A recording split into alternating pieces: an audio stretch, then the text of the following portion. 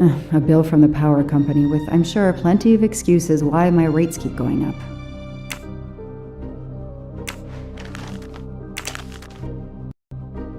Travel. For the discriminating traveler. Also for the overworked detective who never seems to have time for vacation. Well, I can dream, can't I?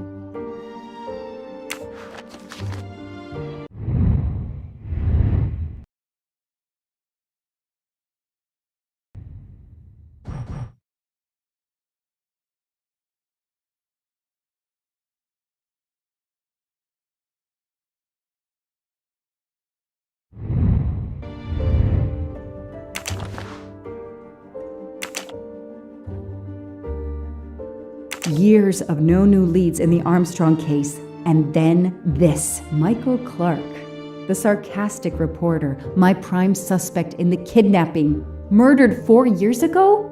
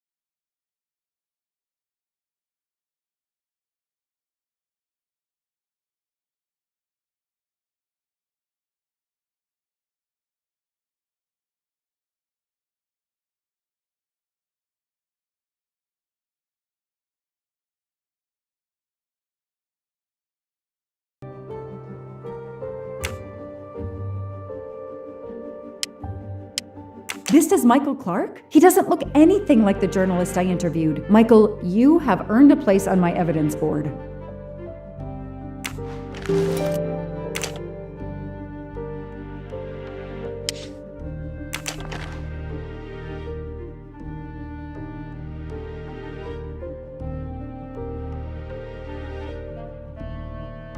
The lab team found this keychain in the cabin, but they wouldn't have bothered to examine the keys once the DA shut down the investigation. The keys were just tossed in the evidence box along with everything else. It's too unusual not to demand a closer look.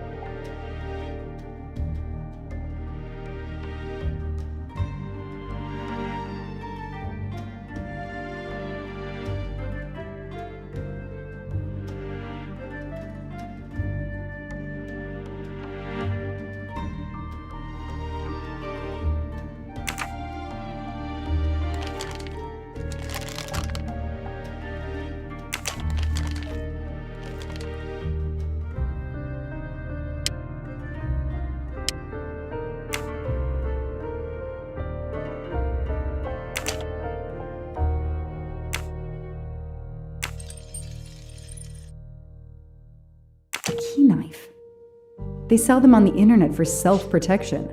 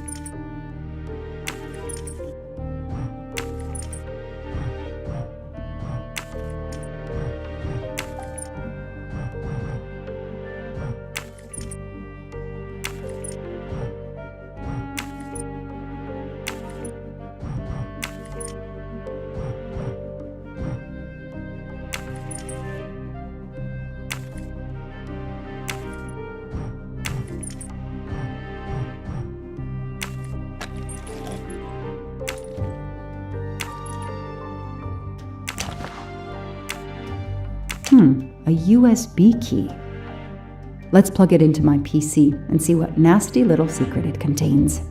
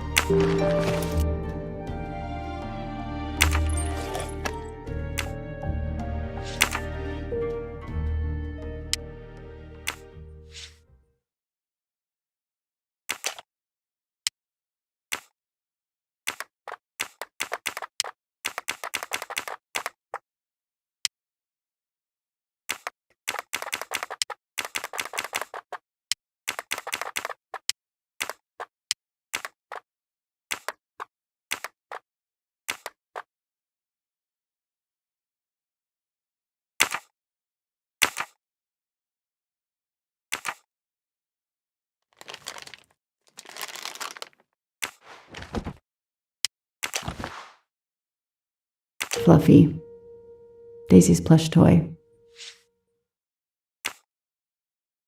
Fluffy, Daisy's plush toy.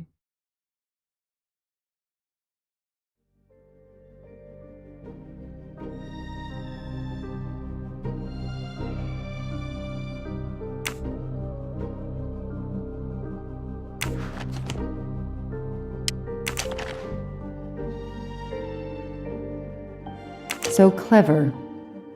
All that evidence, and yet no DNA found.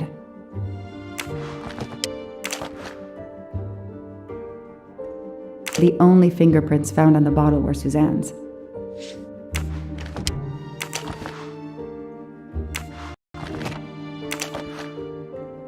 Suzanne's hair, so conveniently left in the cabin for us to find. It was planted. I knew she was innocent.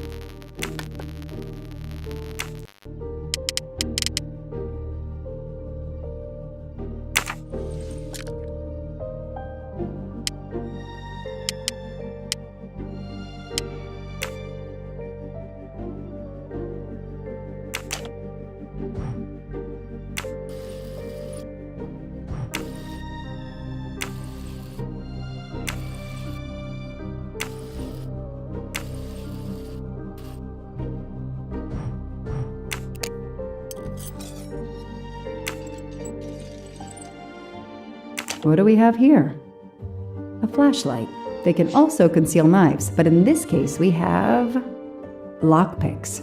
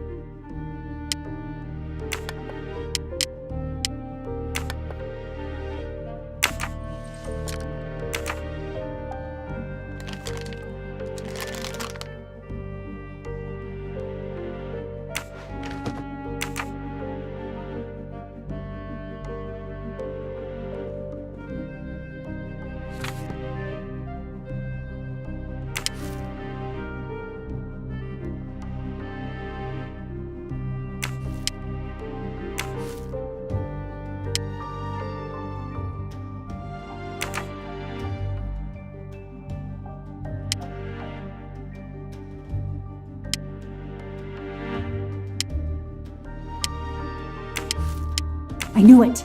The faces don't match at all. They are clearly two different men. I should run facial recognition on my computer.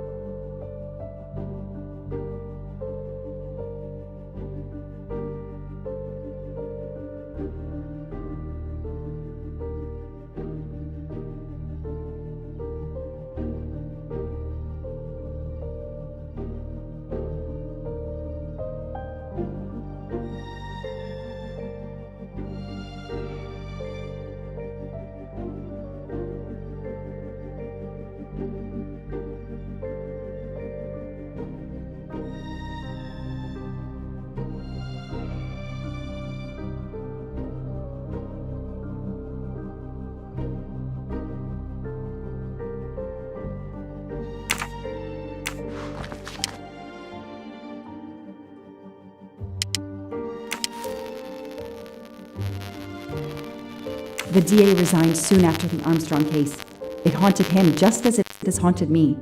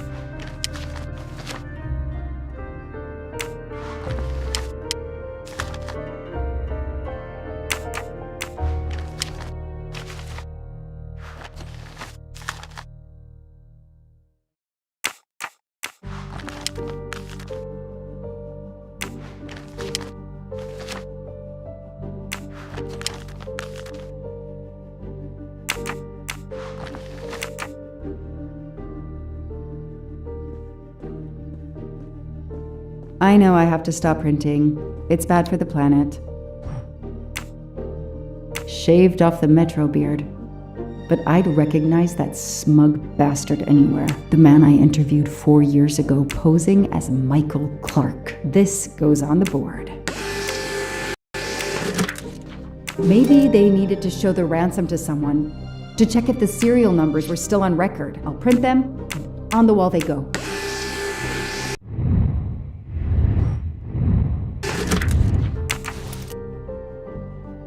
Shaved off the Metro beard. But the man I interviewed 4 years ago shaved off the Metro beard. The man I interviewed shaved off the Metro beard. The man I interviewed shaved off the man I shaved off the Metro beard.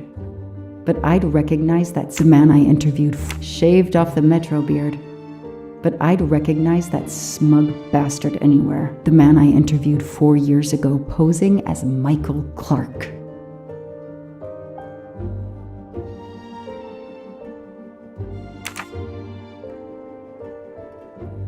I know I have to stop printing.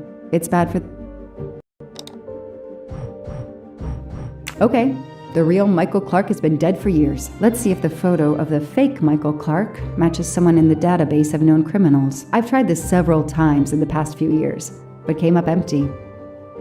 Maybe whoever he really is has finally made a mistake. No, that doesn't look like him.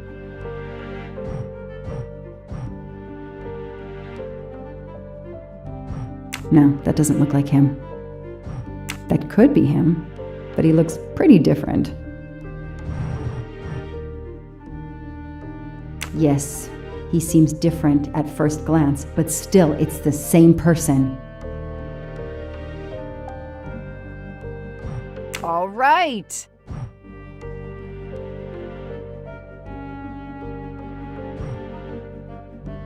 Good. No, I did something wrong. No, Joanna, that doesn't track. Come on, Joanna, that's a rookie mistake.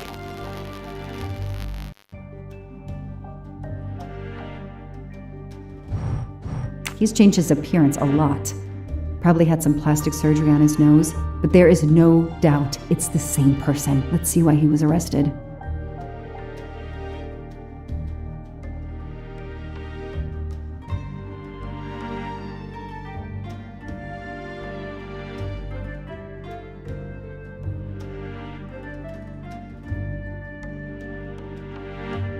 Mr. Ratchet, you didn't just steal statuettes. What recent information does the database have on you?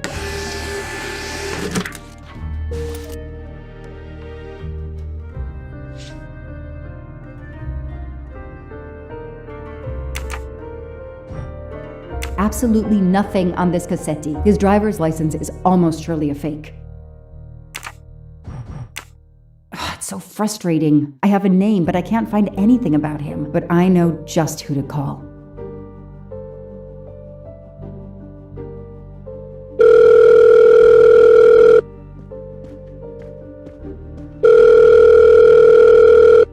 Robot Defense League, we are monitoring this call. Hello, Braid. Long time.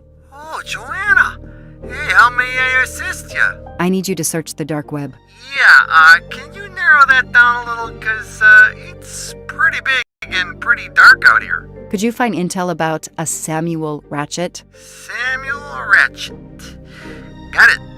Bad dude? They don't come worse. Send me what you find by email. Alright, hang on. Okay. Yeah, okay. Nope. And...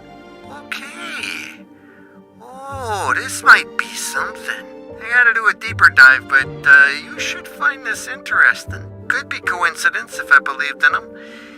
Emailing details. Domo arigato, Mr. Roboto. We're here to save mankind. Oh, it's a cookbook.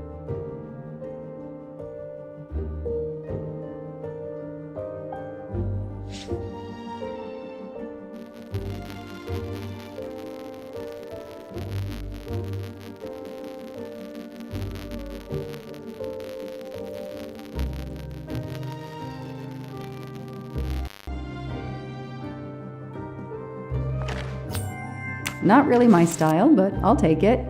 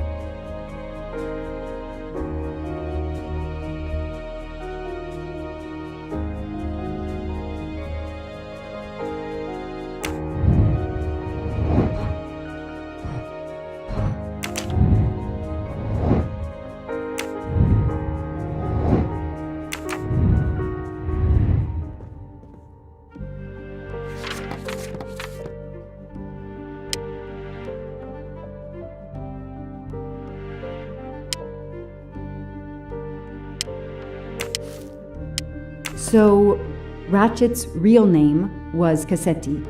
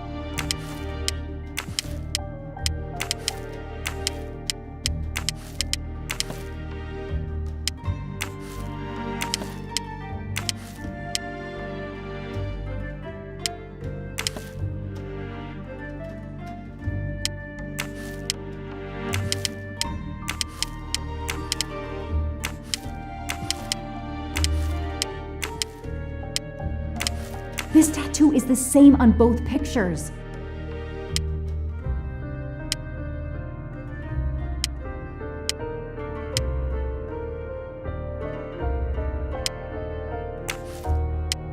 As Ratchet is alive, the dead man can only be Noah.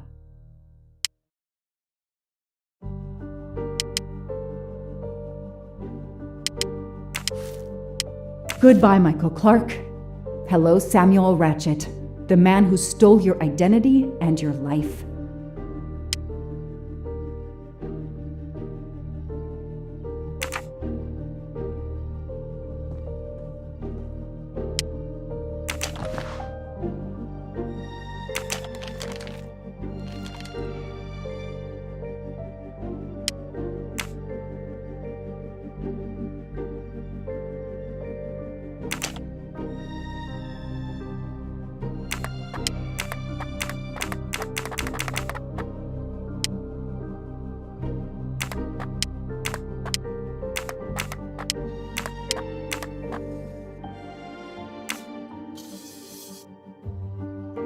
What do they call this? Brass knuckles? Knuckle dusters? Illegal in Massachusetts. Possession alone can lead to serious jail time.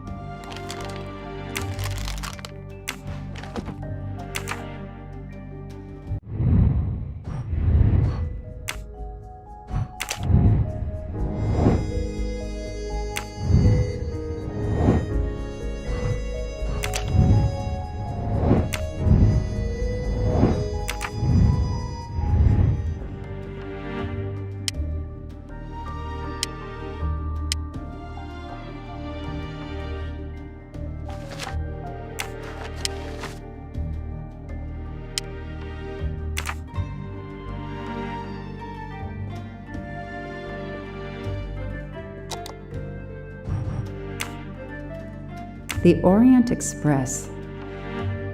I'm gonna print these tickets and put them on the board.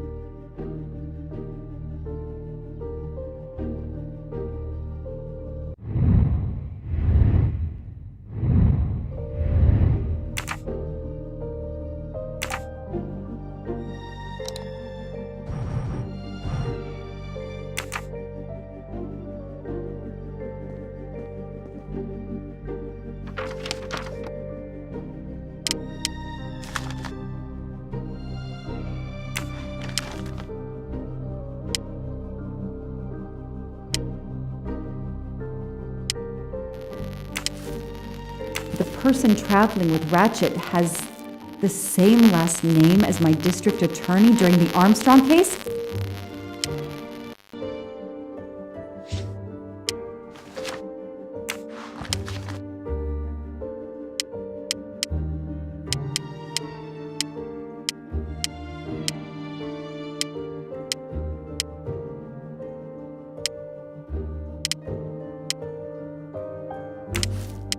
These tickets were all booked by McQueen.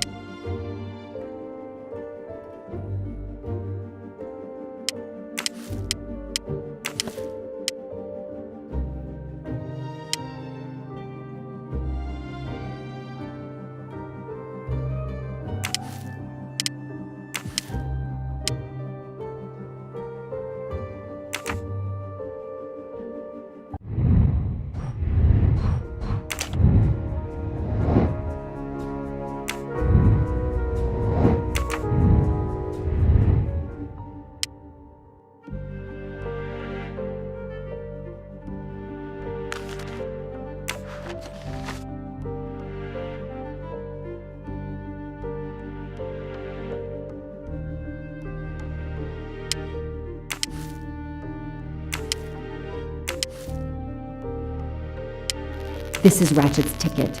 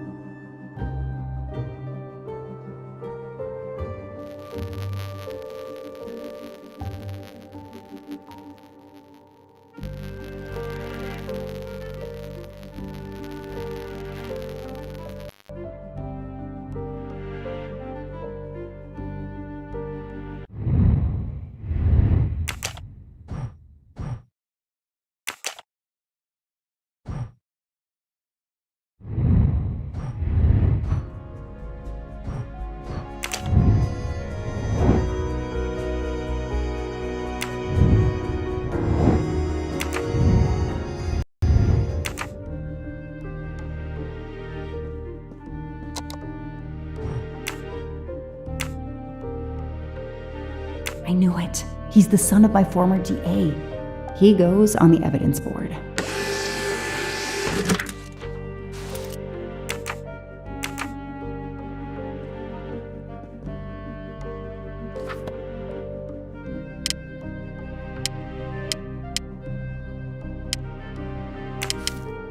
Here's what Hector McQueen looks like.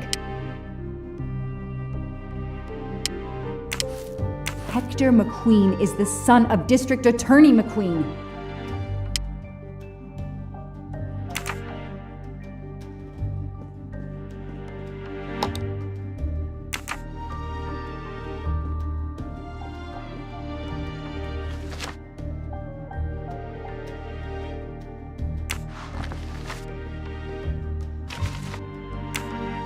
The Orient Express departs from Istanbul next week. Interesting. I'll put it on the board.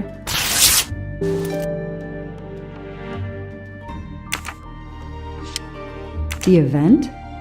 Some old train. But that face, that man.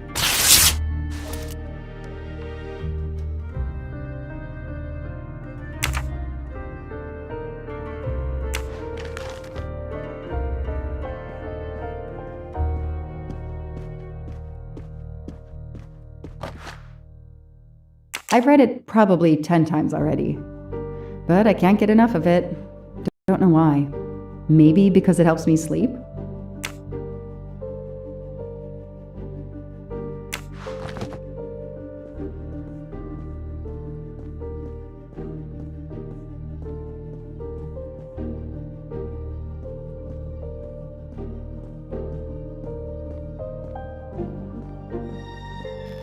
I know I have to stop printing. It's bad for the planet.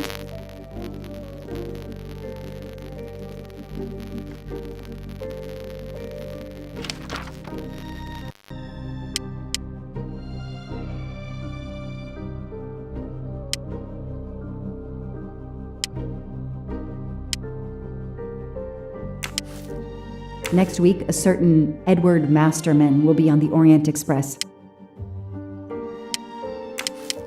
Ratchet will be traveling on the Orient Express in a week. Hector McQueen will be on the Orient Express next week.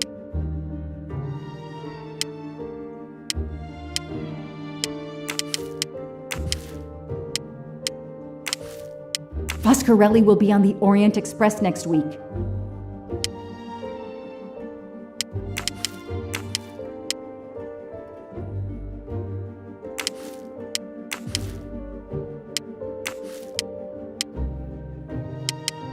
I know that face. That's John Armstrong's driver. Damn! Ratchet is taking the Orient Express next week. McQueen, the district attorney's son, is too. Foscarelli, the Armstrong chauffeur, is too. It can't be a coincidence. McQueen and Foscarelli must have decided to take revenge and will undoubtedly attack Ratchet on this train. I have to be on the Orient Express to stop them. And above all, I must stop Ratchet. But I can't do it in Istanbul because there's no extradition treaty with the United States. Ratchet can never be judged in the US without an extradition treaty. I'll have to wait until he's in Paris to have him arrested.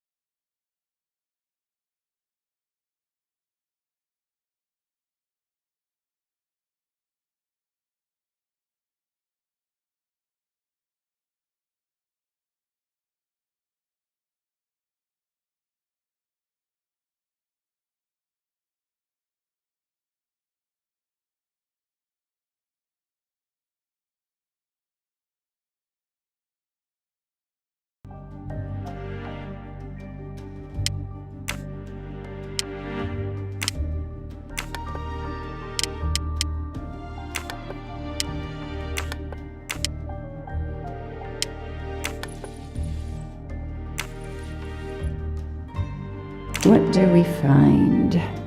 A capsule and a smell. Bitter almonds. Cyanide.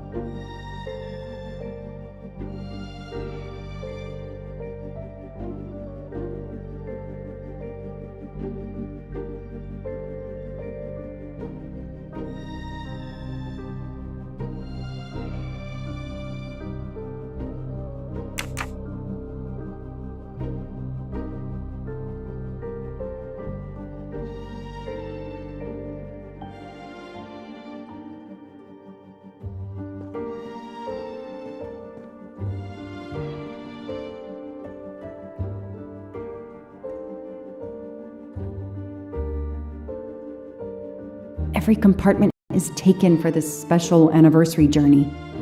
It's impossible to find a ticket. What can I do?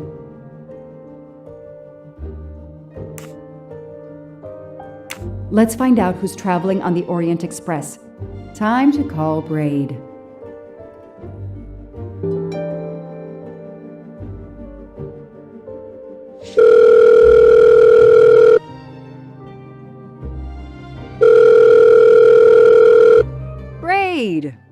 It's me again. I haven't found anything useful yet. I need one last favor. But it's a big one. Uh-oh. Can you find me the list of passengers of the Orient Express for that anniversary trip? Hold on. Jeez, their IT is surprisingly good. Maybe because of the big event. I found the list, but they sealed my back door as I was starting to capture it. Oh no. Whoa, calm down. I got one name. Female. The name I got before they kicked me off the server was Stacy Johnson. Do you feel like a Stacy Johnson? The question is, how is she going to feel about helping me? That's one you'll have to figure out for yourself. I gotta go back to weaving my magic on the web.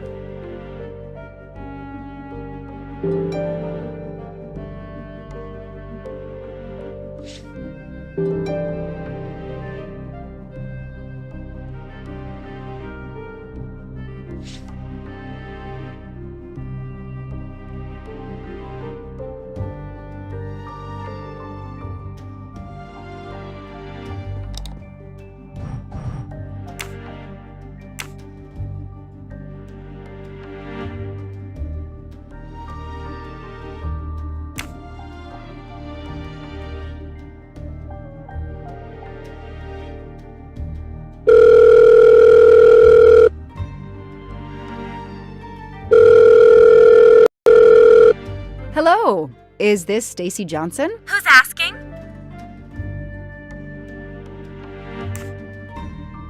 My name is Joanna Locke. I'm a police detective. And I'm just an actress. Now what did I do wrong? Nothing. I need your help. I need to take your place in the Orient Express. Is this a joke? No way. Do you remember the Armstrong kidnapping? Of course I do. That poor little girl. I'm a police officer. I have a new lead that may help me find her killer. Wait, didn't they prove it was the nanny? I have found compelling new evidence. I've reopened my investigation. You know, I had my doubts about the murderous nanny. I played a nanny a couple years ago in a slasher. I was killed in the first episode, but it got me interested in helping kids. Stacy, please, you say you help kids? Well, I joined a couple of associations who are trying to help underprivileged kids. If this little girl's real killer is still out there somewhere, I'd do anything I could to help. Getting me on that train will help more than you can imagine. So, You want my ticket for the Orient Express? But I booked it months ago. I was so much looking forward to this trip.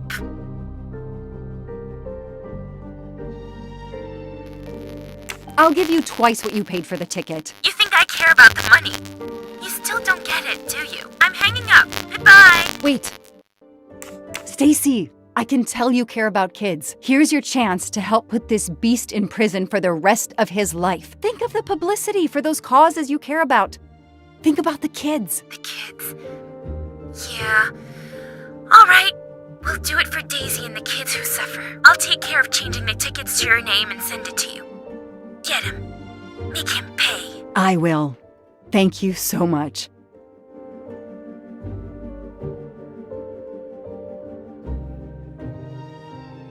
Stacy was as good as her word. I received the ticket. I called my chief to let him know I was taking my vacation time. I had coming. I flew to Istanbul. I was finally going to nail the monster responsible for Daisy Armstrong's death, Michael Clark's death, even his accomplice, and, I suspected, so many others as well. You know the rest.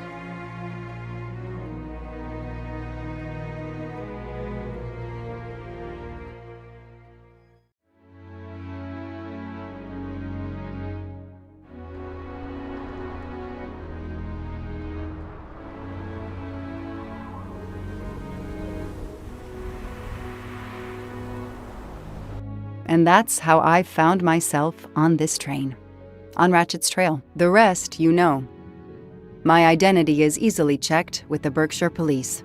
Thank you for your detailed account, Mademoiselle Locke. In addition to giving us crucial details of the investigation, you have made it clear that there are many who might wish to see Ratchet dead.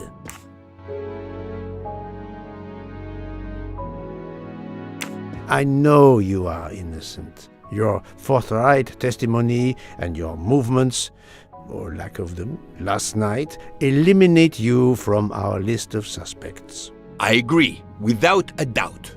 Another detective will be great help to the investigation. Book. Although my friend certainly does not need any help. You are too kind. Thank you for believing me. I'd like to help in any way I can. Do not worry, Mademoiselle Locke. Already I see things more clearly. It's obvious whoever drugged you was trying to derail your investigation. You mean the person who did this to me is Ratchet's killer? Both Monsieur Michel and Fraulein Schmidt had the means and opportunity to drug you. While you get your strength back, I intend to interview them. Excellent idea, my friend. All this excitement has whetted my appetite. I'm sure Mademoiselle Locke won't say no to a good, invigorating meal. What? No. I want to hear what the conductor and Fräulein Schmidt have to say for themselves. It is my duty to ensure the well-being of the passengers. If Dr. Constantine has no objection, I will escort you to the restaurant car. On the contrary, some food will do her the greatest good. Well, I'm still a little shaky.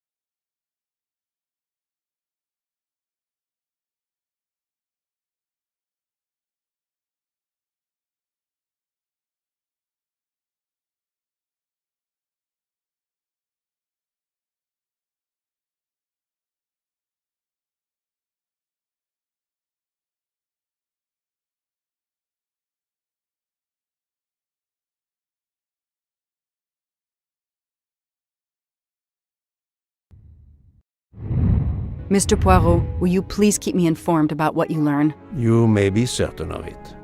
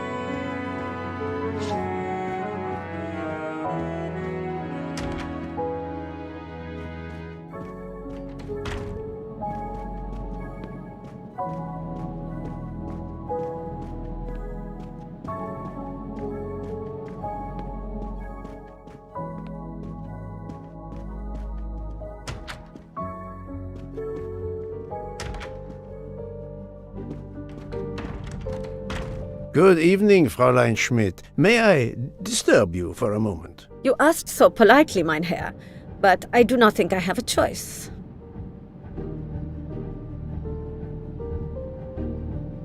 I wanted to let you know that your roommate, Mademoiselle Locke, is awake. Ah, yes, I'm glad to hear that. I was worried about her. Did she tell you what had happened to her?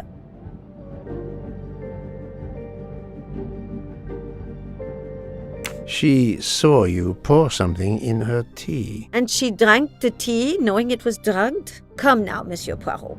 The poor girl is obviously still not recovered. That is all I intend to say. If you'll excuse me, I would like to continue reading my book. What is it? A murder mystery, perhaps? Ach, no. It is a collection of Julia Child recipes.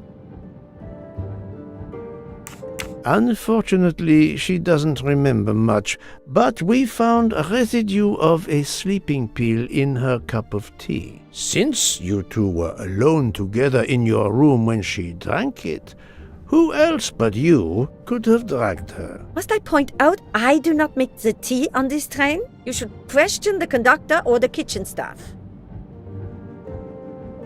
I know you have sleeping pills, Fräulein. I do have some. Do you think I'm the only person on this train who finds it difficult to sleep? I believe the Countess Andrigny takes them. And I heard the Olsen woman thanking Mrs. Hubbard for a pill. That was aspirin. If you say so. Mademoiselle Locke could have died. Whoever drugged her must not feel any empathy for their fellow human beings, given the dose that Mademoiselle Locke ingested.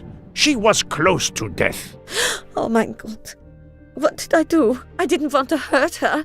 Just have her sleep for a few hours while we had time. We? Time for what? Time for what, Madame Schmidt? You think I feel nothing? Nothing? That poor little girl. Indeed, that poor little girl. Fräulein Schmidt is somehow connected to the Armstrong case.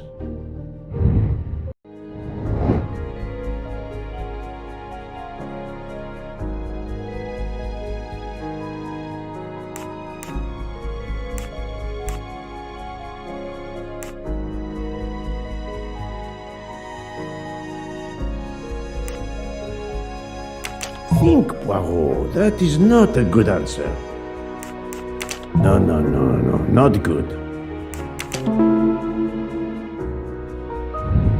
My little gray cells did not let me down.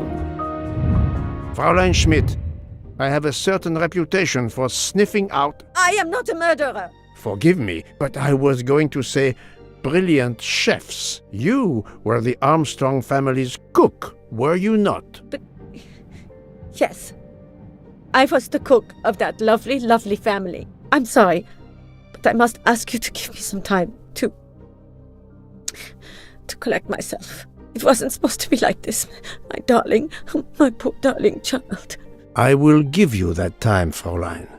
You have given me much more in exchange. I must check in with my other suspects to make certain I have all the pieces of the puzzle in my possession.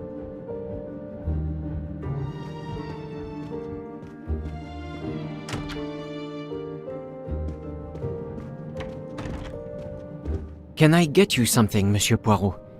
Everyone is so tense. An aperitif soon, Monsieur Fauchet, with pleasure, when the matter is resolved.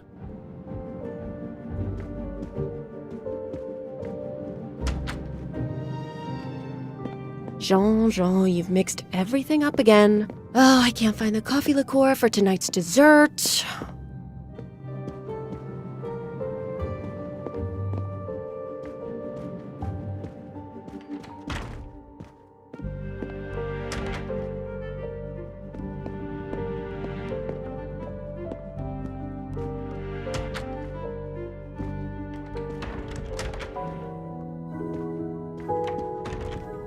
You're right, Mr. Book. This dessert is delicious. I'm glad we didn't wait for dinner. I promise the entrée will be superb as well. Detective Locke, you are recovering well, I see. Yes, I should be helping with the investigation. Do you know who drugged me? It is early yet for conclusions. When I return, then we shall see. Do not worry, Poirot. She is in good hands. Hotaru, Freya, and yours truly are looking after her.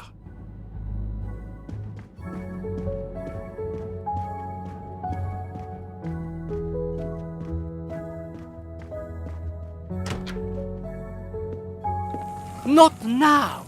Not now! I have a dinner to prepare. Would you interrupt Michelangelo or Da Vinci?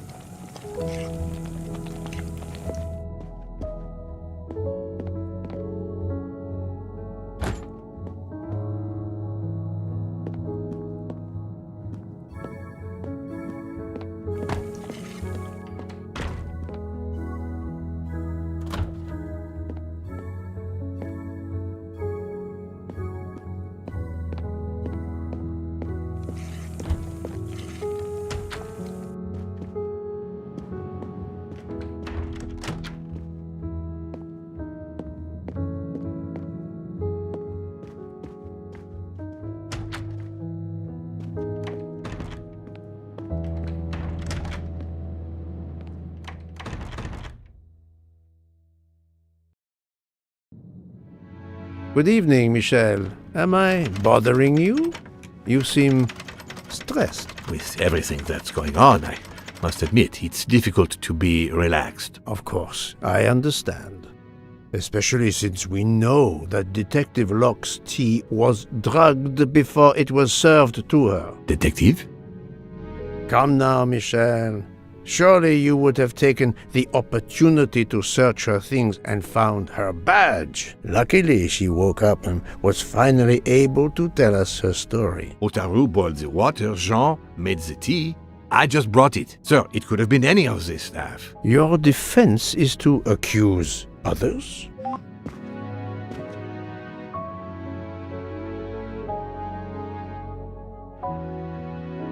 You have a network connection? No, unfortunately.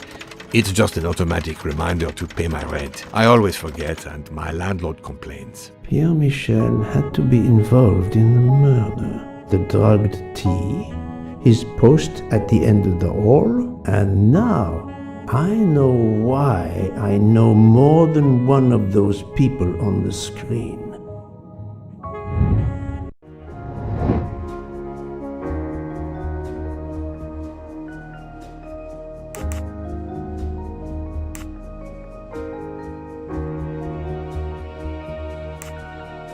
This is wrong, but I'm never far from the truth.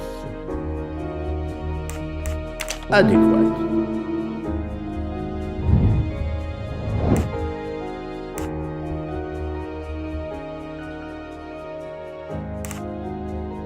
Yes.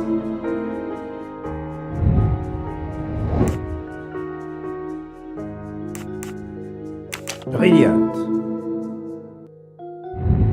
My little gray cells didn't. You are the father of Suzanne Moreau, Daisy Armstrong's nanny. My condolences on the death of your wife. What? But my wife... Enough lies. Suzanne does not bear your name? No. Suzanne's mother and I were divorced.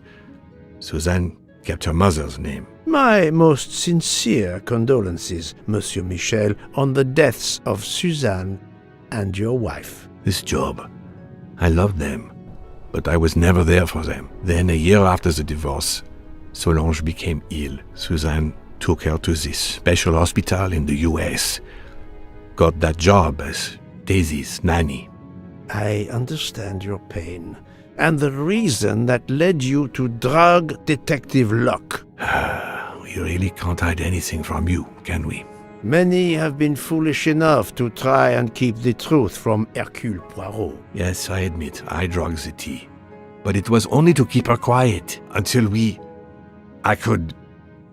But she reacted so much to the sleeping pills. She was lucky, as are you, that she didn't die. To be frank, there is one more thing that puzzled me, but I think I understand now.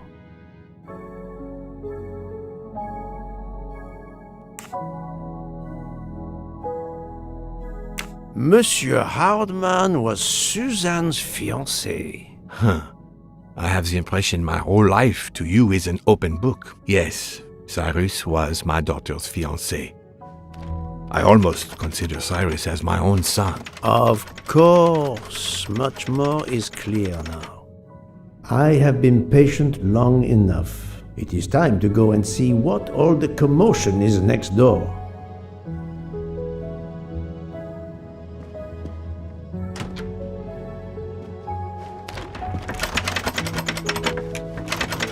Monsieur Hardman, excellent. The gods who watch over detectives must have trapped you here.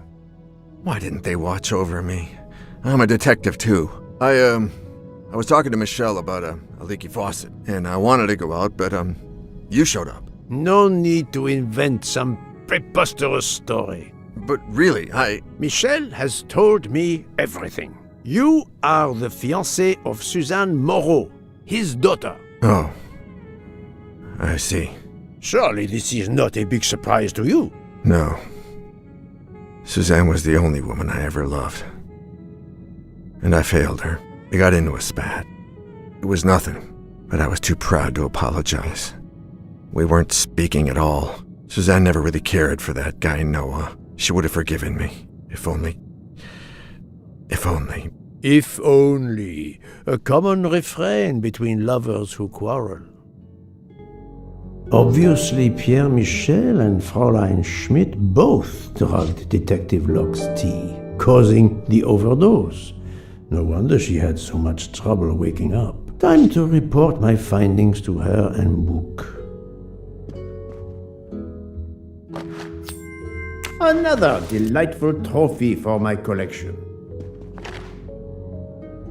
I wonder if our master chef gets his recipes from a game.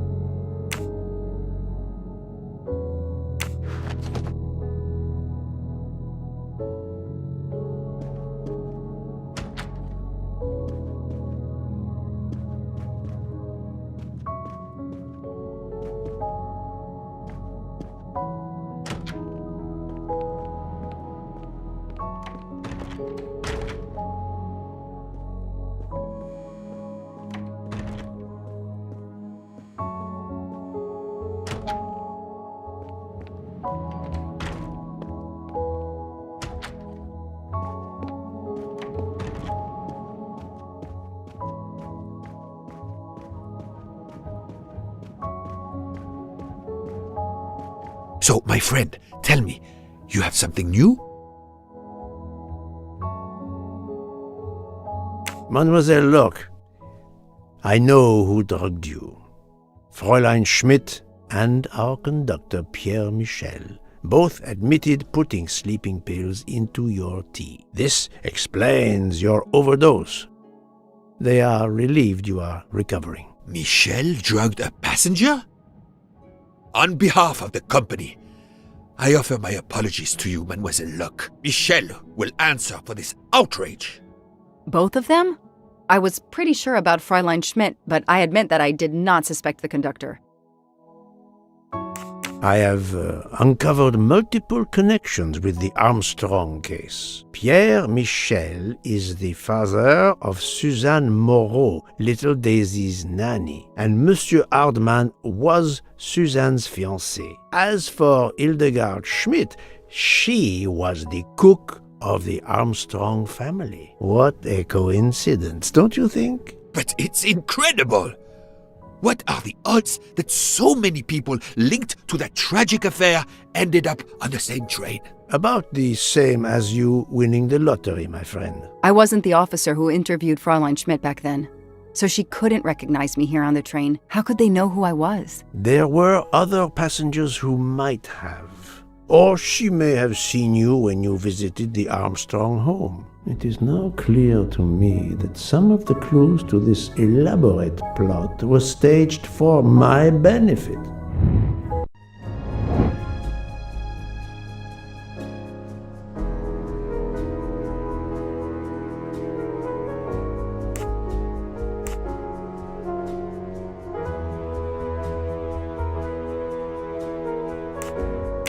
Think, Poirot, that is not a good answer.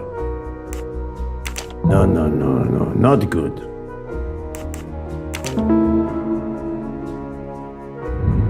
I'm right again. That happens to me. Some clues and information collected so far could lead to a hypothesis.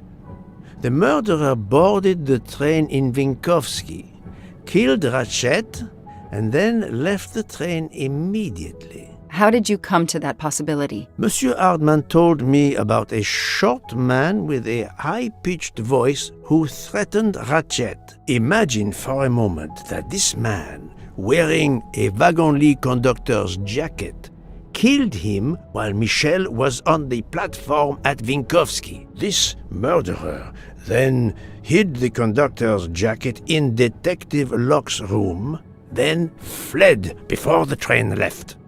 Why choose Detective Locke's room? Why, indeed. Let me re-explain from the beginning.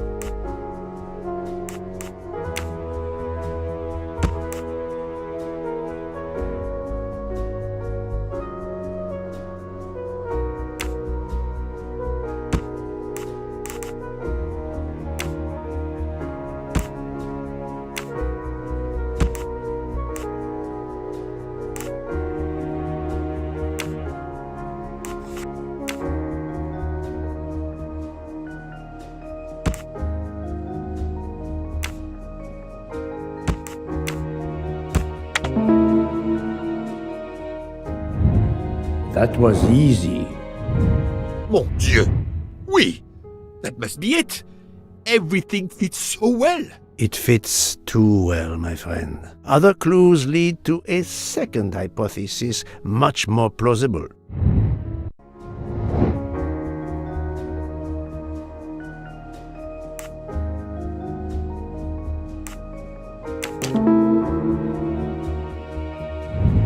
My little gray cells did not let... So, we have multiple murderers, all related to the Armstrong case. The murderer from Vinkovsky was a fabrication to turn suspicion away from those on the train.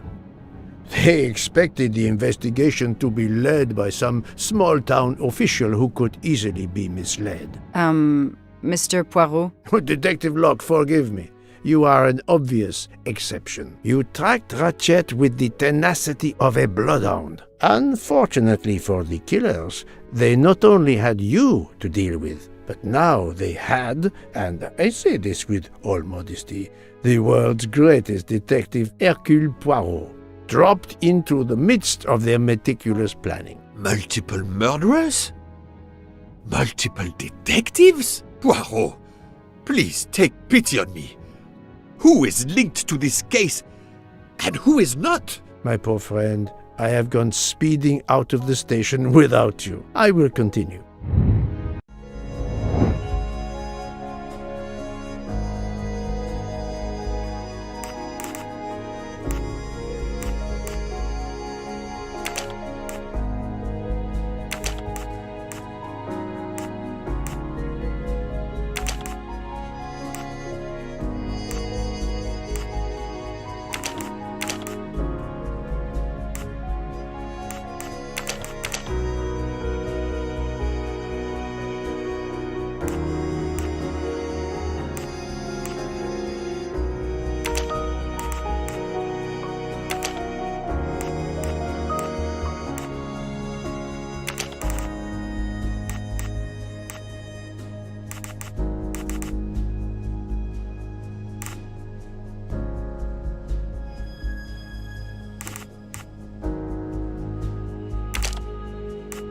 No, not good.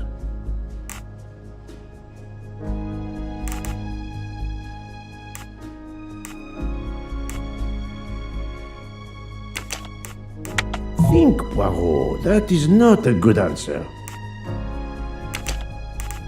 This is wrong, but I'm never far from the truth.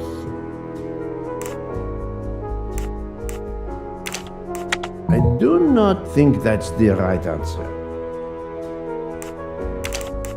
I must admit I'm not right this time.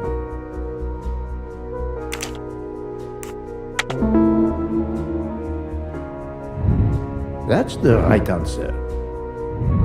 Fräulein Schmidt, Pierre Michel, Monsieur Hardman, and Monsieur McQueen are all linked to the Armstrong case. I also know that Sonia Armstrong's sister and godmother, Countess Andreni and Princess Dragomirov, are on this train. And finally, Detective Locke discovered that Mr. Foscarelli was the Armstrong chauffeur. If we add Detective Locke and Ratchet, of the 12 passengers in that coach, 9 have a connection with the Armstrong case. What next, Poirot? Or should I say, who next? It is time to summon everyone. Everyone? Even Dr. Constantine? The train crew other than Michel? Dr. Constantine, yes. I will need him. But we don't want the others as witnesses. I will see that their duties keep them occupied elsewhere. Excellent. I have always thought this moment in a case is much like Rodin unveiling the thinker before a captivated audience. A work of art. Have you not felt that way, Detective? No, Mr. Poirot. I'm happy just to slap the cuffs on him. Well, there is some artistry in that as well, I suppose. Where would you like the unveiling, Poirot? The lounge? Perfect. Then I will gather all the passengers in the lounge.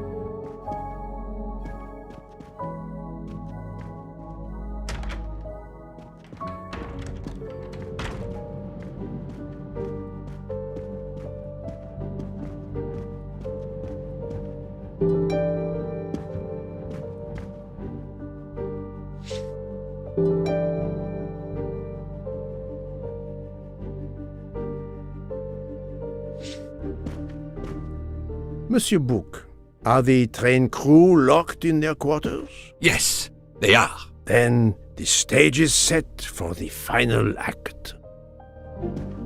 Ladies and gentlemen, I have gathered you together to hear my reconstruction of the murder of Samuel Edward Ratchet, also known as Cassetti. There is not one, but two possible solutions of the crime. I shall put them both before you, and I shall ask Monsieur Bouc and Dr. Constantine here to judge which solution is the correct one. 2 solutions? Mr. Poirot, I am hardly qualified. Nevertheless, your assistance is required.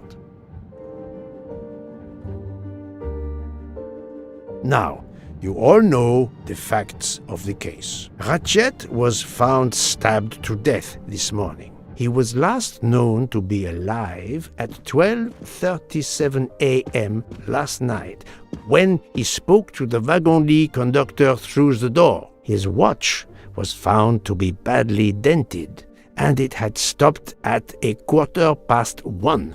Dr. Constantine, who examined the body, puts the time of death as having occurred between midnight and 2 in the morning. At half an hour after midnight, as you all know, the train ran into a snowdrift. After that time, it was impossible for anyone to leave the train. So, here is my first theory.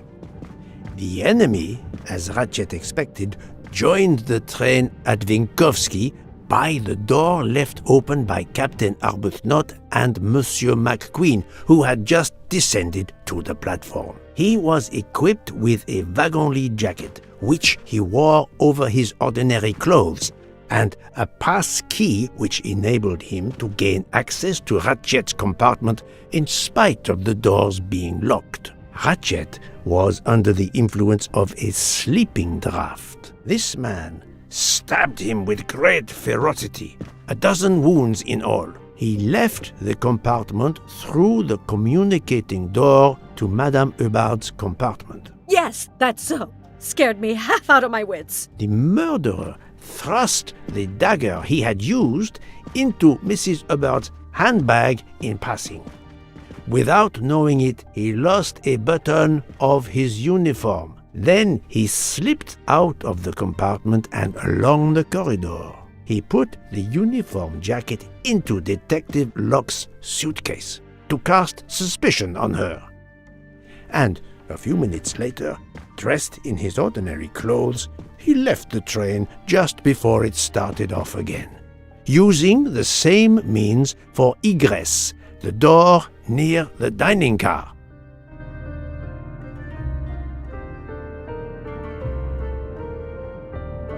That is the first hypothesis. But there's a second. For that, we must examine the motive for the crime. Why was Ratchet killed? The motive is clear. Revenge, of course. Nothing was stolen, and we know that Ratchet had made many enemies. This was a premeditated crime, meticulously planned.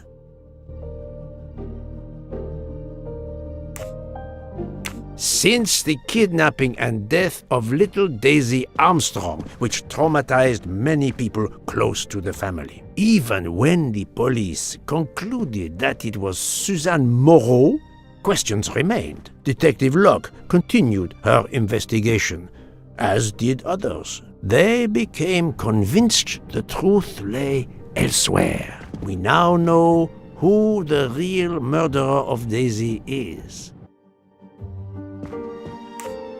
It is clear now that Daisy's killer was Ratchet, also known as Cassetti and Michael Clark and how many other names. But of course, many of you have known this for a long time. It is obvious that the 12 stab wounds are not a random number. Dr. Constantine's analysis revealed that some stab wounds appeared to have been caused by a right-handed attacker. Others indicated the knife wielder was left-handed. Some wounds were deep, more than one fatal. Yet Others were not much more than mere scratches. What can explain these discrepancies? This leads us to an obvious conclusion. They are symbolic. Come now, Poirot. Daisy was 3 years old. 12 stabs. 12! The same number as a trial jury in the United States. But not just a jury of 12 members condemning him to death, but 12 executioners as well. This self-appointed jury had meticulously planned for everything except Snow. snow. The avalanche that stopped us, as well as the presence of not one but 2 detectives on the train. They had to improvise, to hastily add clues and false leads.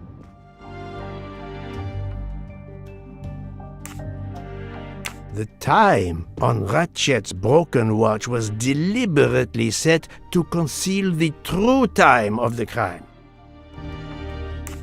This woman in a red kimono does not exist. I don't know which of the passengers it was. It does not really matter. It was just a performance, a charade to introduce another possible culprit to muddy the waters.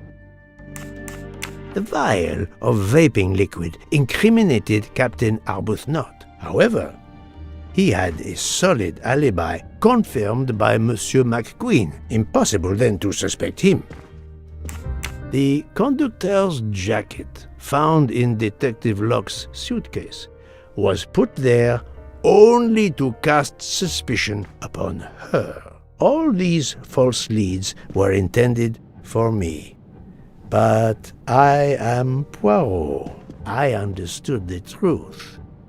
We have a train full of suspects. It's time to identify who the real culprits are. Let's start with Detective Locke.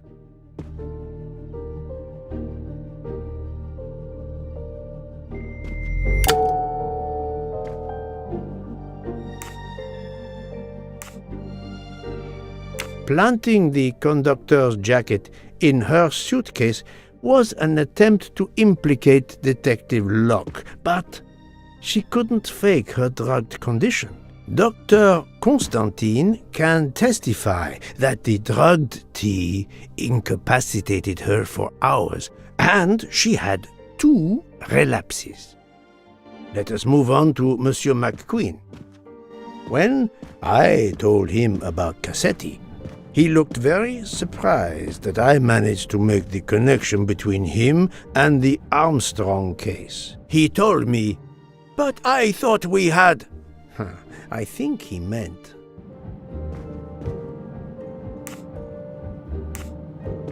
"You thought you didn't leave any real clues linking the murder to the Armstrong kidnapping. Moreover, you insisted that Ratchet did not speak French when you knew I had heard a voice calling out in French that was supposed to be Ratchet."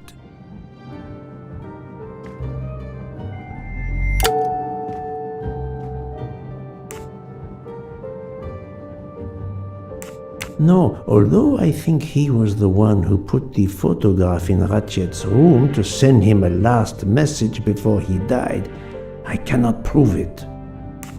You took some pleasure in leaving me false clues, I think. It was quite annoying. But you told me yourself that your father was the district attorney who handled the Armstrong case. The case haunted my father. At first, he believed Suzanne Moreau had helped her boyfriend, Noah, to kidnap Daisy, even though there were questions that went unanswered, and a young policewoman refused to let it go, continuing to find discrepancies, but never enough to reopen the official investigation. That policewoman sits there. Her name is Joanna Locke. Then tell him.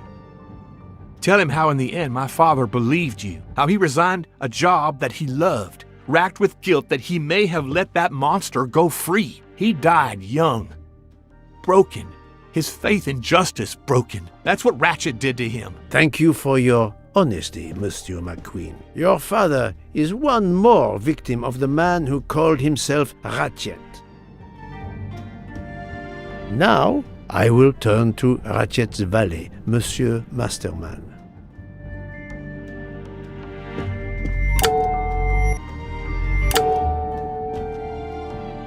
No, Poirot, remember Ratchet's sleeping pills.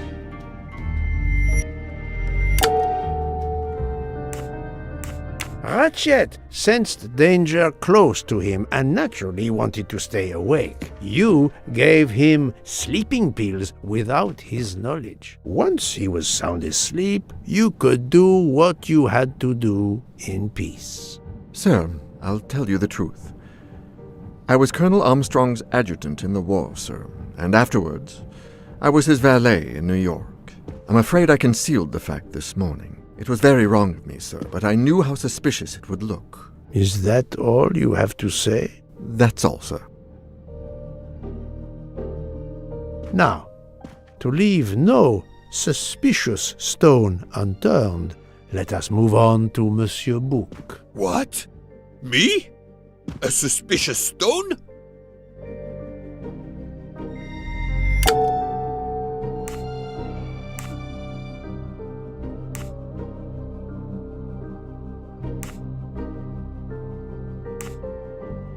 Bouc, my friend, of course you are not guilty. You did everything you could to get me on this train. What madness would cause you to ensure, and I speak with all modesty, that the best detective in the world could be present to witness your crime? But doesn't our friendship count as well? Most assuredly, but a murderer can wear all sorts of masks, including friendship. Let us consider our ever-efficient wagon-lit conductor, Pierre Michel.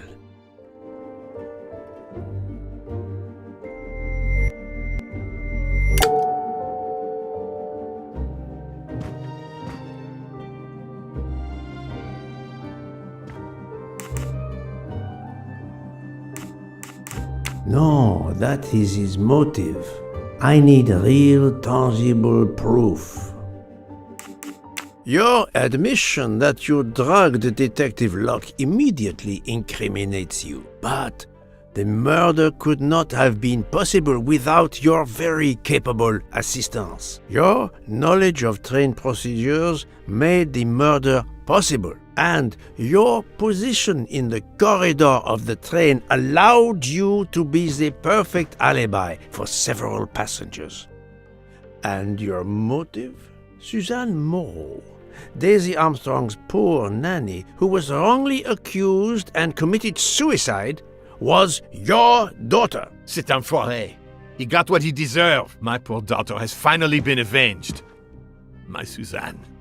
My child. Let's move on now to Monsieur Hardman, one of 3 detectives on this train.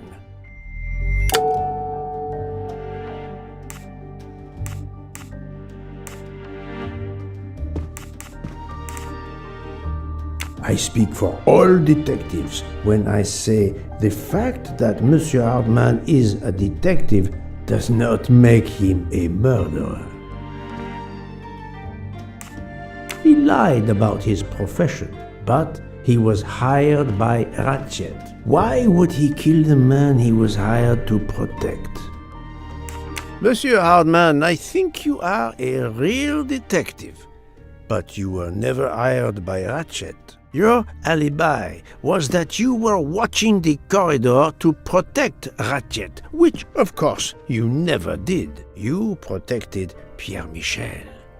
However, we just saw that his alibi doesn't hold up, so neither does yours. I don't know about the conductor. Being Suzanne's fiancé, you had a substantial motive to punish Ratchet. You used your detective skills, just as Detective Locke did, to hunt him down and finally avenge the death of your beloved. That's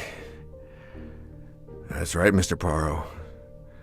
I do have some detective skills. I never doubted it. Now, Fraulein Schmidt, the lady's maid with the soul of a cook.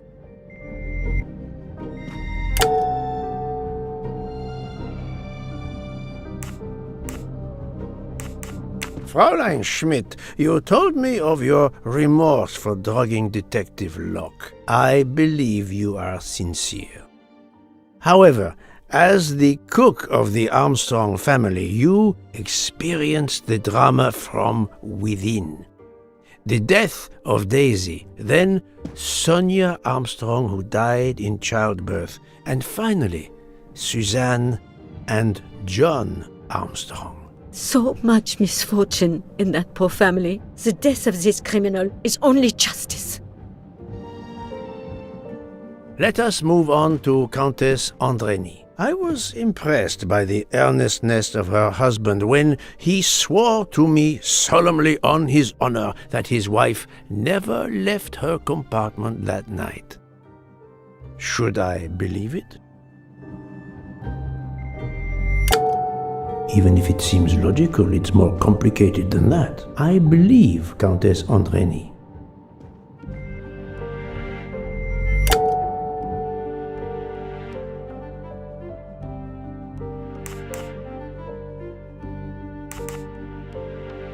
On the contrary, this fact gives her a motive for murder. Countess Andrény is young and fit, physically quite capable of stabbing Ratchet.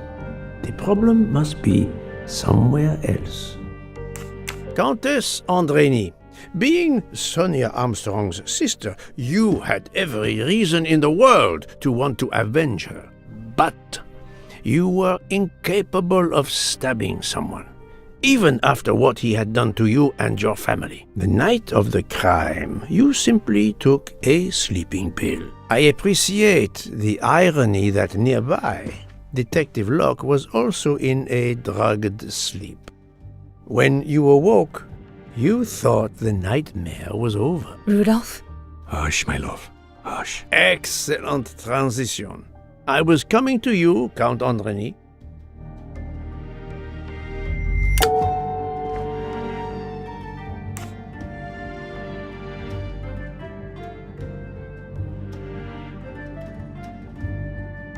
"12 people, a jury.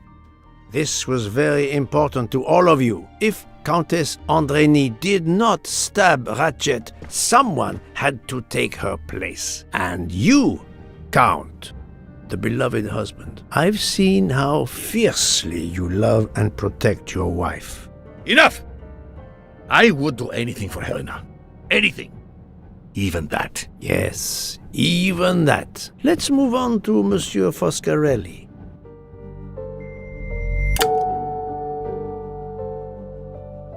Detective Locke found out that you were the Armstrong chauffeur, and that you planned to travel on the same train at the same time as Ratchet. That is what made her decide to obtain a ticket as well. Unfortunately, she could not prevent the murder.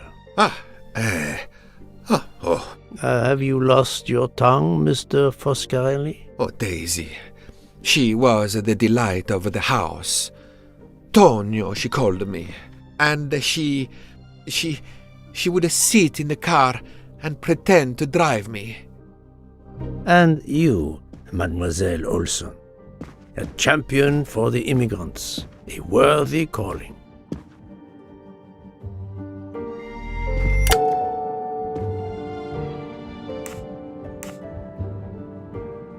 Mademoiselle Olson, you supported Madame Hubbard's story about her connecting door latch, a story that I later demonstrated to be impossible. So, you deliberately lied to me, and you also lied about Mademoiselle Debenham's whereabouts.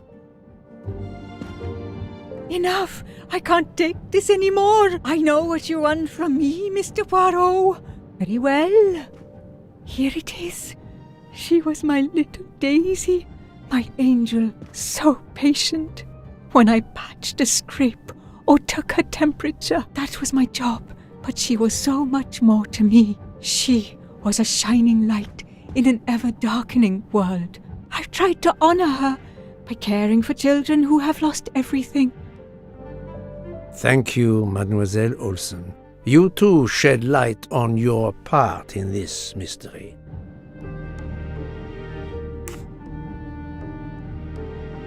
You were Daisy Armstrong's nurse. I will ask you no more questions. It is enough that you have admitted what I know to be the truth, and I understand. Let's move on. Dr. Constantine. You suspect me? I know none of these people. I didn't know Ratchet either, and I've taken a solemn oath to help people, not murder them.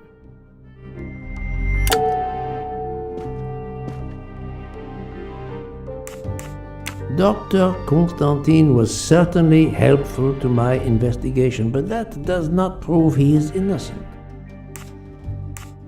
You are one of the few people in this room not to have any connection with the Armstrong case. Moreover, your alibi is confirmed by Monsieur Bouc, whom I would trust with my life. That is very kindly said, my friend. We now come to Mademoiselle Debenham and Captain Arbuthnot, whose relationship was not in doubt from the moment I inspected your room at the hotel. You have a bloody nerve. Indeed, I do. We're getting married. Congratulations. But I would rather talk about your relationship to John Armstrong.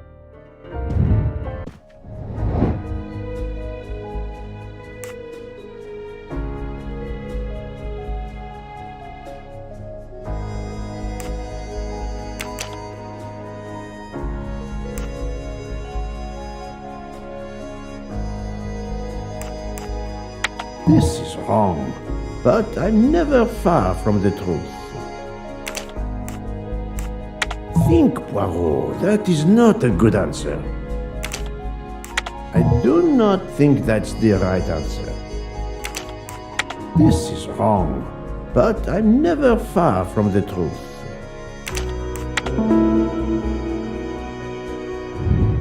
Et voilà. Captain Arbuthnot, you served in the army with John Armstrong. What I don't understand is why a man your age is still a captain. One might expect you to be a colonel as well. Ever fought in a war, Poirot? It was war that first brought me to England. Then you know what it's like. There's a shattering sound, and death, and mistakes, acting on intelligence that proved to be wrong. I sent a patrol to their death. Good men, brave men, wasted. John testified on my behalf at a court-martial. I'm not a colonel. I don't deserve to be, you bloody fool. But I'm also not in prison. John remained my best friend until... There, you have my story. Understand now? Archie, calm down, please. You're right, Mary. What you see in me, I don't understand. Oh, Archie, I see in you what John saw. Miss Debenham, I'm sorry. My turn, is it? I'm afraid so. And you have caused me quite a puzzlement. Your connection with the Armstrong family was not obvious. Then I remembered the job you currently hold.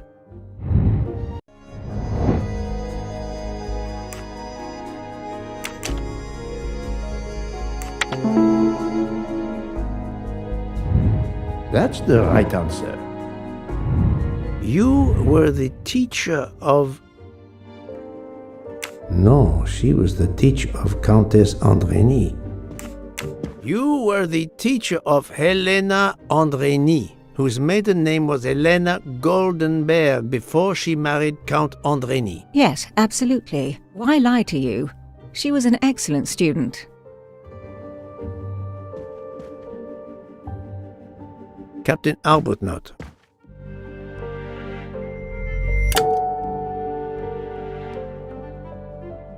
No, his vial found at the crime scene was a decoy. You had one of the strongest alibis, thanks to Mr. McQueen. But his testimony melted like a snowflake. There went your alibi. Poof! Unless you have another one. As for you, Mademoiselle Debenham,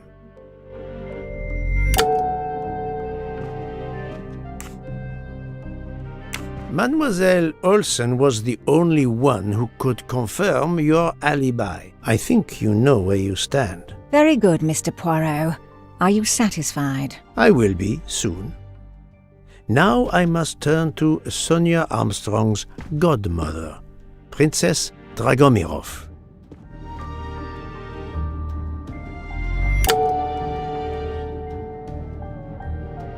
Princess Dragomirov, you weren't on my list of suspects at the start, given your social position. I left my social position in a cold country. Do you object to being addressed as princess? I deny people the opportunity. It makes a good story to tell their friends. It also guarantees a good table in the best restaurants. Princess, there is also, forgive me, your extreme physical fragility. It does not stop me when I must be strong. Indeed.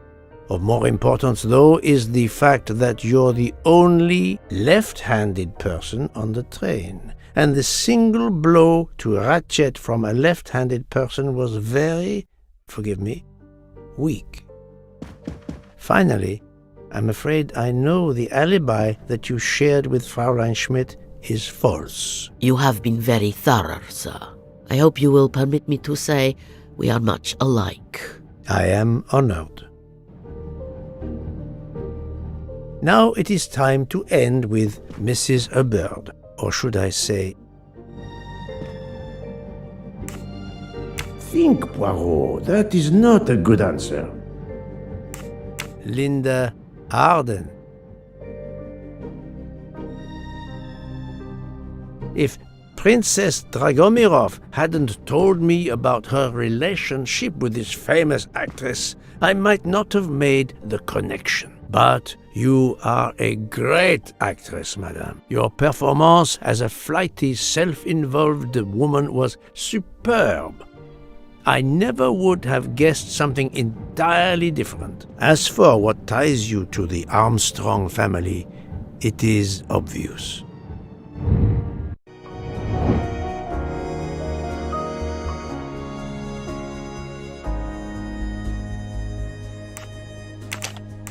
I do not think that's the right answer. I must admit I'm not right this time. Think, Poirot, that is not a good answer. This is wrong, but I'm never far from the truth. I do not think that's the right answer. That's the right answer. Mrs. Hubbard, you are the mother of Sonia Armstrong and Mrs. Andreni.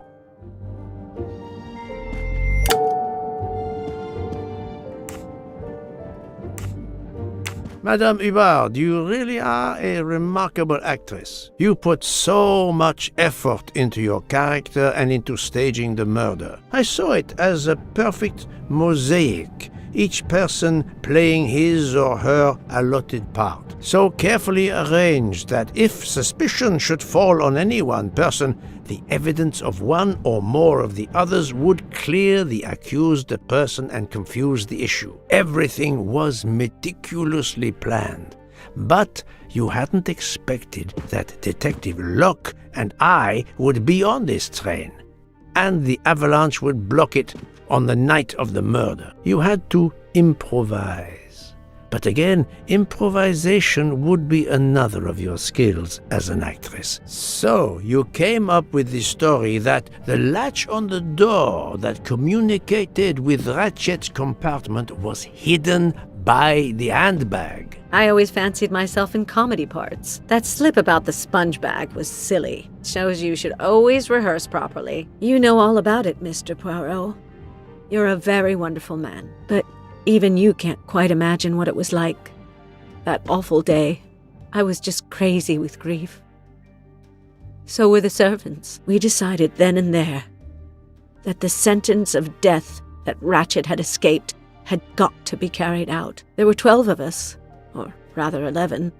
Suzanne's father was over in France, of course. First, we thought we'd draw lots as to who should do it, but in the end we decided on this way. It was the driver, Antonio, who suggested it. Mary worked out all the details later with Hector McQueen. It took a long time to perfect our plan.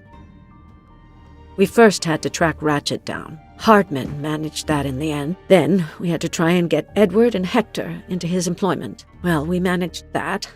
Then we had a consultation with Suzanne's father. Captain Arbuthnot was very keen on having 12 of us. He seemed to think it made it more orderly. He didn't like the stabbing idea much, but he agreed that it did solve most of our difficulties. Well, Suzanne's father was willing. Suzanne had been his only child. We knew from Hector that Ratchet would be coming back from the east sooner or later by the Orient Express. With Pierre Michel actually working on that train, the chance was too good to be missed. My daughter's husband had to know, of course, and he insisted on coming on the train with her. Hector wrangled it so that Ratchet selected the right day for traveling when Michel would be on duty. And then, at the last minute, you came. For the rest of the story, you worked out everything, Mr. Poirot. You were right about all of us. What are you going to do about it? If it must all come out, can't you lay the blame upon me, and me only? I would have stabbed that man 12 times willingly. It wasn't only that he was responsible for my daughter's death, and her child's, and that of the other child who might have been alive and happy now. It was more than that. There had been other children kidnapped before Daisy, and there might be others in the future. Society had condemned him.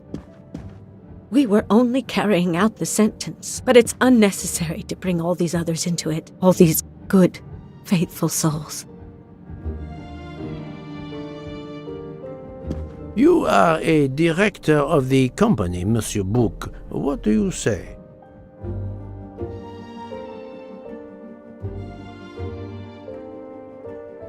In my opinion, Poirot, the first theory you put forward was the correct one.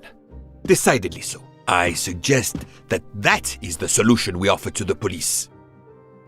You agree, Doctor? Certainly, I agree. As regards the medical evidence, I think that I made one or two fantastic suggestions. Then, having placed my solution before you, I have the honor to retire from the case.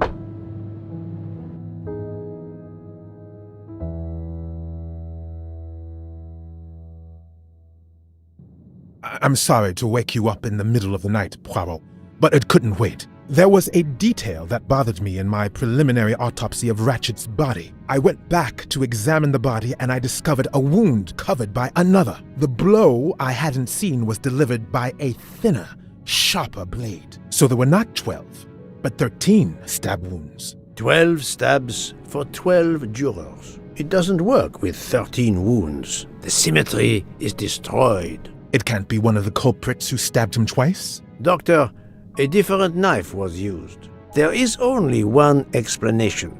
Somehow, some way, there is a 13th murderer on this train. We must tell Bouc. The case is not solved.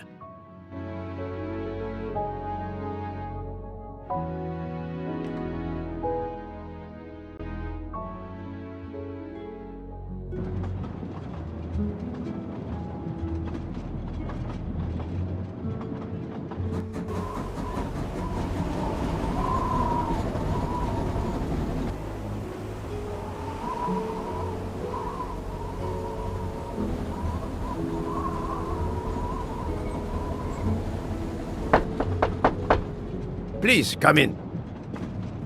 Ah, Book. I see we are moving at last. Yes.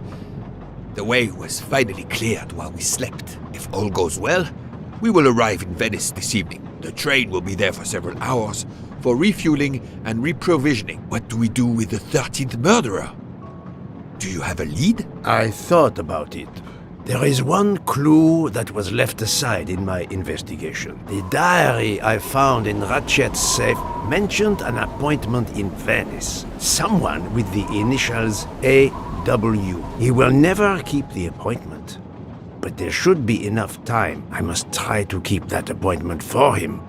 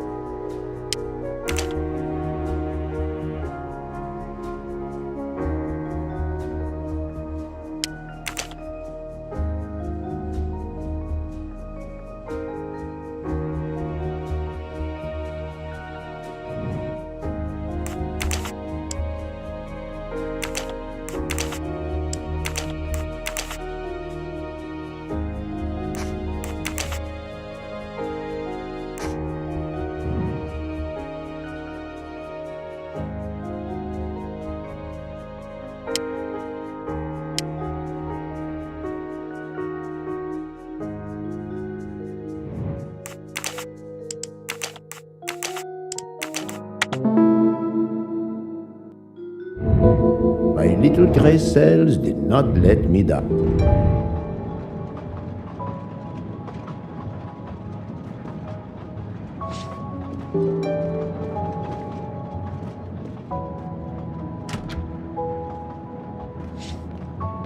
I don't have time for small talk. I think we should let Ratchet rest in peace. How would it look to the police if I asked a suspected murderer for help?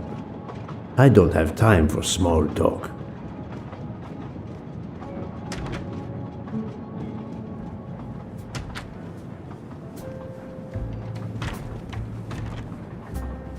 Doctor, a moment. Have you made arrangements for Ratchet's body? Yes, it will be collected by the Italian authorities when we reach Venice. The autopsy will be performed there. However, there is something odd. Oh? Since the train is French, jurisdiction must be shared. When I told them you were already on the scene, they have both agreed to support your investigation until we reach Paris. Ratchet's compartment will be sealed until we arrive there. All of those who conspired to kill Ratchet are to be confined to the train until then as well. So, thanks to you, I am the rope in a tug-of-war between two countries. Oh, but I thought you would want to be in charge. And isn't it odd we continue on our journey with a trainload of people that police consider potential murderers? Calm yourself, Doctor. It is not the first time I find myself in the middle. And to be honest, I welcome the chance to see this case through. It is fast becoming one of the most challenging of my career.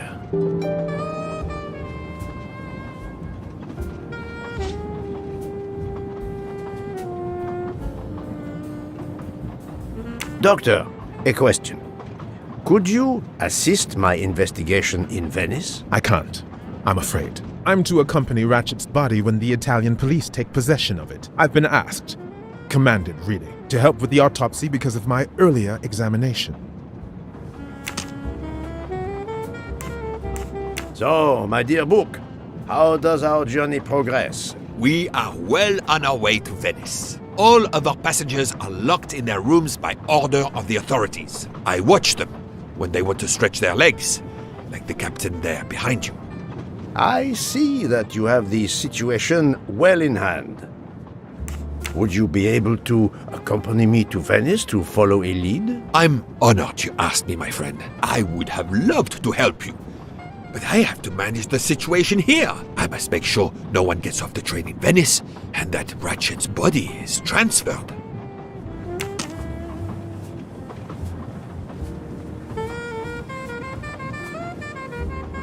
I'm not going to ask a murderer to help me catch himself.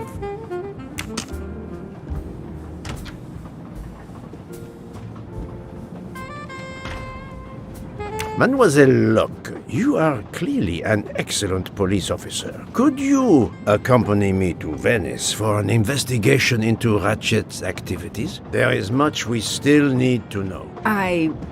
Well, yes. It would be an honor to work with you. And I'm glad you trust me. What do you have in mind? There was a notation in Ratchet's appointment book. He had an appointment. With who? There were only the initials A.W. They were to meet at 10 o'clock at the Fontana dei Conigli. I want to know who Ratchet was meeting and why. But you've already discovered the 12 conspirators. Why is this meeting important? Unfortunately, the case is not complete. Dr. Constantine has discovered the presence of a 13th stab wound. One of them could have stabbed him twice. The wound was made with another, finer blade. Why would one of them have used 2 knives? Did they want to confess they killed him more than the others? And if so, why bother to deny it when they have already confessed? No, it makes no sense. And I do not close a case until all questions have been answered. You, of all people, must understand this. You're right. I do understand. I'll help you. Thank you. Together, we will uncover the truth. We will arrive in a few hours. Take the opportunity to rest. I slept well last night. No more effects of the drug. Excellent. Then be prepared when we reach Venice. We have another mystery to solve.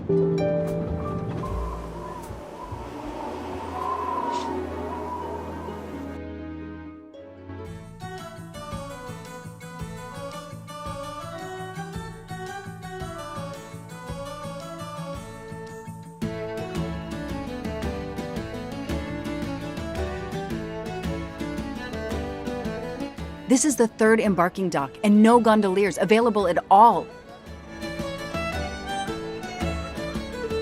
With Carnival, you can't find a gondolier to cross that damn canal. They're all booked. The worst thing is that the fountain is just across this canal. We're almost there.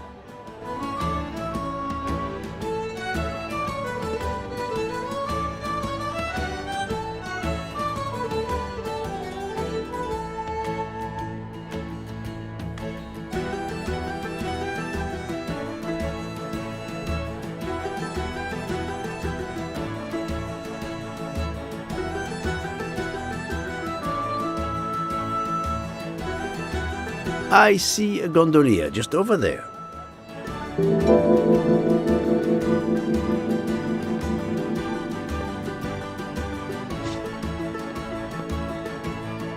Show me how an American detective would handle this. Every carnival, my friends and I mask, and every carnival, we lose one another.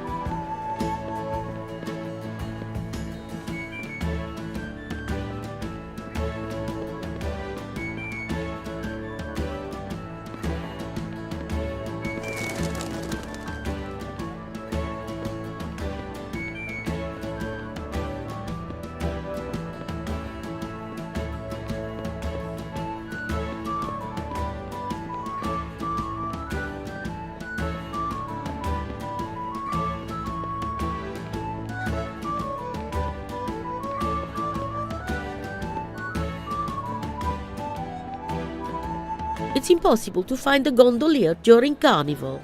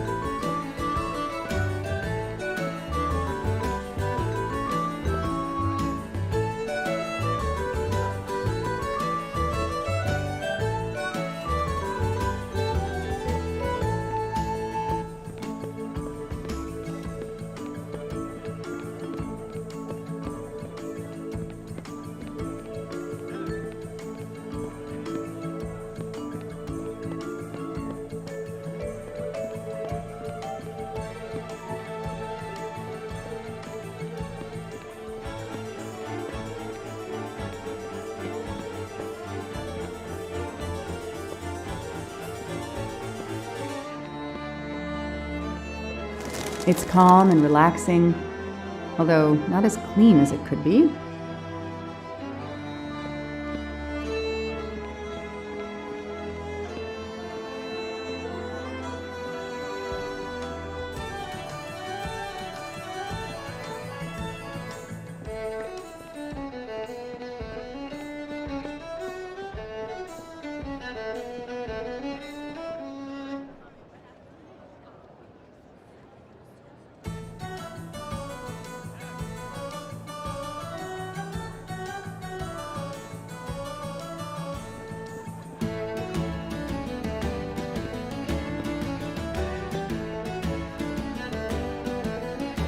Hi there. We'd like to cross the canal, please. There is a bridge about a kilometer down the canal. Please. According to the map, the Fontana dei Conigli is just across the canal here. No, I, Gabriele, cannot help you. I'm sorry. We'll miss the 10 o'clock rendezvous if we try to get through this crowd, and have to walk a kilometer in both directions. Why is he refusing to take us across? He looks upset.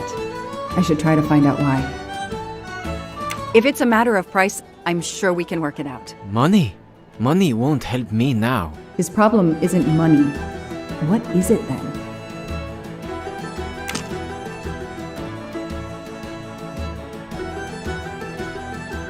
Bella Chiara, the beautiful Chiara. A beautiful name for a beautiful gondola.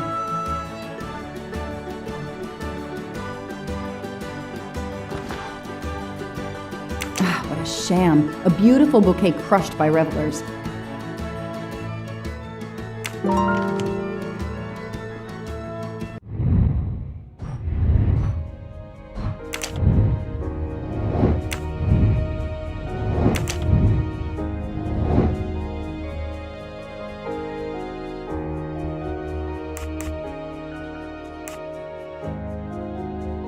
All right.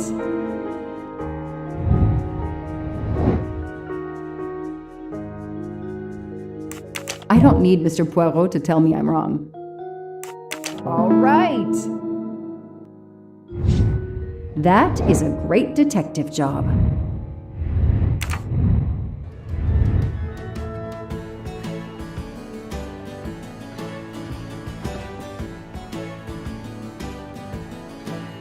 I'm sorry you had a fight with Chiara. What? How did you know? I'm a detective. I'd like to help, if I can. If you have a spare engagement ring, detective, I'll take it. Ah, I see. You lost the engagement ring you were planning to give Chiara? Lost? It is worse than that. I threw it away in the canal. I bitterly regret this gesture. I now find myself without a girlfriend and without a ring.